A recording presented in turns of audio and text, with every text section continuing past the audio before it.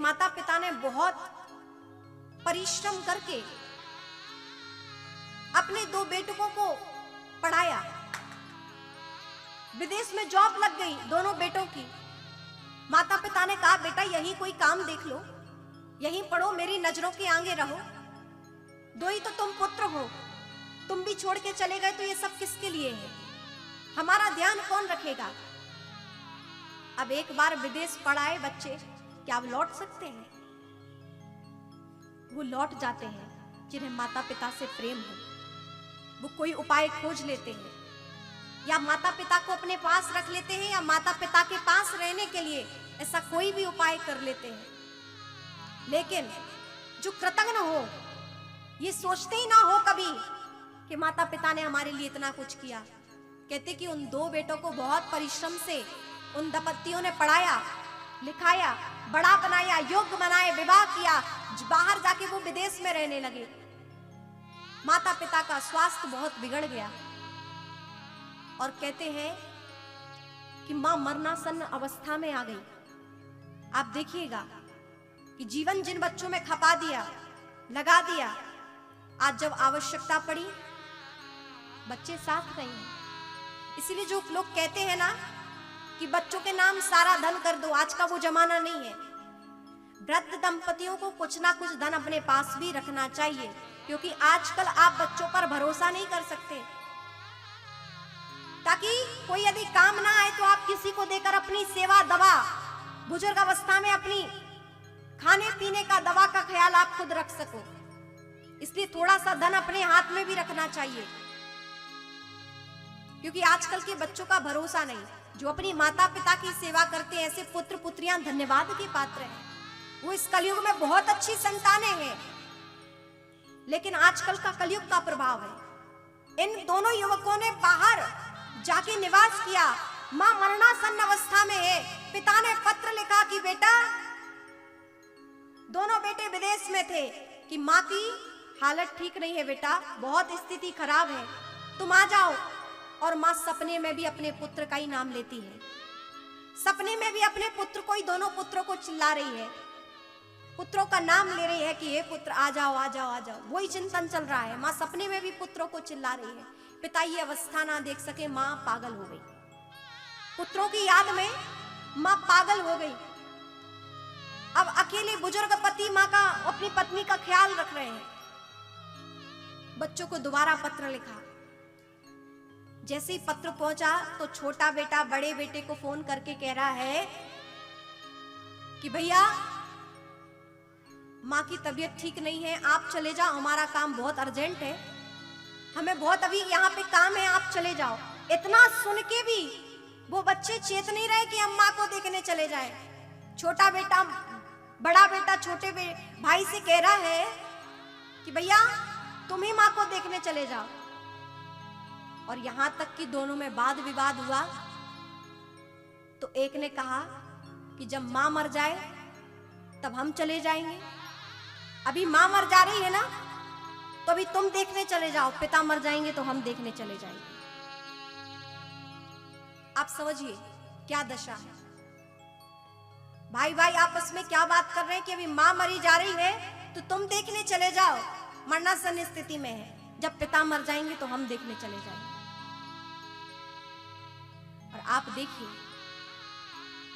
ऐसी बात सुन के बड़ा बेटा क्या ही कहता, आपस में वाद विवाद हुआ।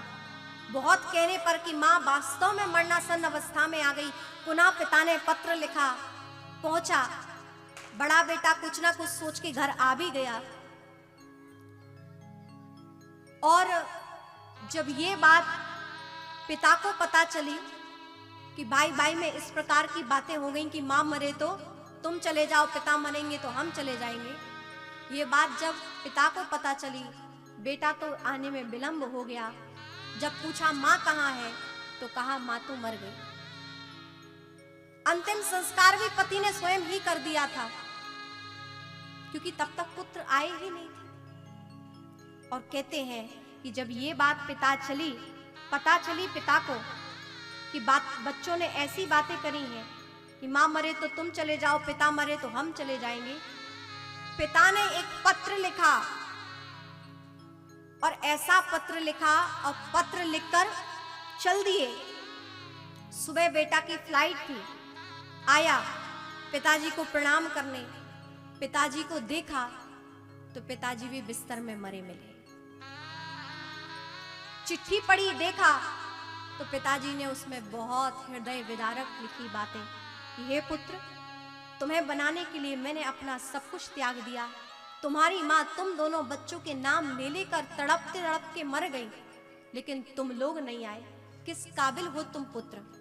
मैंने सोचा कि तुम्हारी माँ तो चली गई, मैं रह के यहाँ क्या करूँगा। अब जब संतान तुम जैसी है तो मेरा रहना यहाँ उचित नहीं है।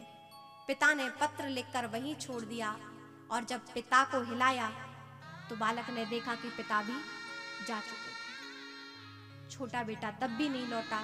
यहाँ बड़े बेटे ने क्रियाकर्म किया, पिता की सारी संपत्ति बेची, धन लिया और विदेश चला गया। ये हाल है इस कलयुग का। ऐसी ऐसी संतानें भी हैं इस कलयुग में। इसलिए हे सभ्य समाज के यहां पर बैठे हुए पुरुष महिलाएं, आपसे निवेदन करूं, ये सभ्य समाज यहां विराजमान है कि जितना हो सके अपने माता पिता की सेवा करिए। ये भी आपके लिए बहुत बड़ी भक्ति है। बहुओं के लिए सास ससुर भी माता पिता के समान ही है और पत्नी के माता पिता भी पुरुष वर्ग के लिए माता पिता के समान ही होते हैं। कई पिता माने गए हैं हमारे यहाँ। एक जन्म देने वाले पिता को भी पिता माना गया है। हमें कोई ऐसे समय पर कि हमारे प्राणांत हो जाते, लेकिन ऐसे समय में हमें किसी ने बचाया, वो भी हमारे लिए पिता के समान है। जिसने हमें जीवन शैली सिखाई, व्यवसाय सिखाया, समाज में रहना सिखाया, ऐसा विशेष व्यक्ति भी हमारे लिए पिता के समान है। और हमारी पत्नी है जो, उसके पिता भी हमारे लिए पिता के समान है। इसी प्रकार पत्नी को भी कि पति के माता पिता भी, सास ससुर भी हमारे लिए माता पिता के समान है। इसीलिए जितना हो सके माता पिता की सेवा करें। अपितु जिनके माता पिता नहीं, आप उनसे पूछिए। और इन सांसों का कोई भरोसा नहीं। माता पिता आपसे बहुत कुछ नहीं चाहते हैं। मैं आपसे निवेदन करूं, पेड़ बूढ़ा ही सही, पेड़ बूढ़ा ही सही, फल ना देगा छाया तो देता है।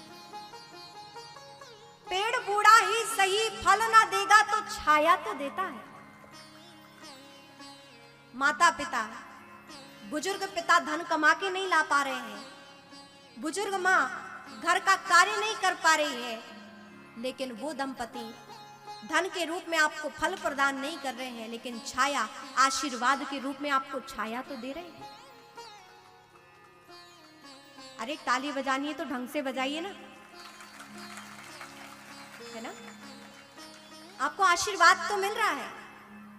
आते जाते माता पिता सुकून से अपने बालकों को देख रहे हैं, संतानों को देख रहे हैं, आपको धर्म आचरण में प्रवृत्त देख रहे हैं, आप अपने अच्छे मार्ग पे चल रहे हैं। दो बात आप उनसे प्रेम से बोल ले रहे हैं। अरे आप 56 भोग लगाओ, बहुत दान पुण्य करो, और माता पिता भूखे बैठे हो, सास ससुर भूखे बैठे हो, आप उनसे सही बात नहीं कर रहे और यहाँ भगवान का भजन कर रहे, कोई काम का नहीं। इसीलिए आप 2 रोटी प्रेम से उनको पूछ रहे हो, फिर आप 56 भोग लगा रहे हो तो भगवान उसको स्वीकार कर रहे हैं। लेकिन आप कुछ भी भोग लगा रहे हो और माता पिता को पूछ नहीं रहे हो, घर में बैठे वो भूख के लिए लालायित है, तरस रहे हैं, और आप उन्हें भोजन ना पूछकर आप भंडारा चलाओ, तो ऐसे थोड़ी होता है। उनके हृदय में भी भगवान बैठे हैं। मातृदेवो भव, पितृदेवो भव, आचार्य देवो भव, अतिथि देवो भव। ये हमारी सनातन संस्कृति में देवतुल्य है। माता पिता गुरु अतिथि ये सब देव है। यदि इनको आप पूछ रहे हो तो भगवान भी आपकी पूजा स्वीकार कर रहे हैं।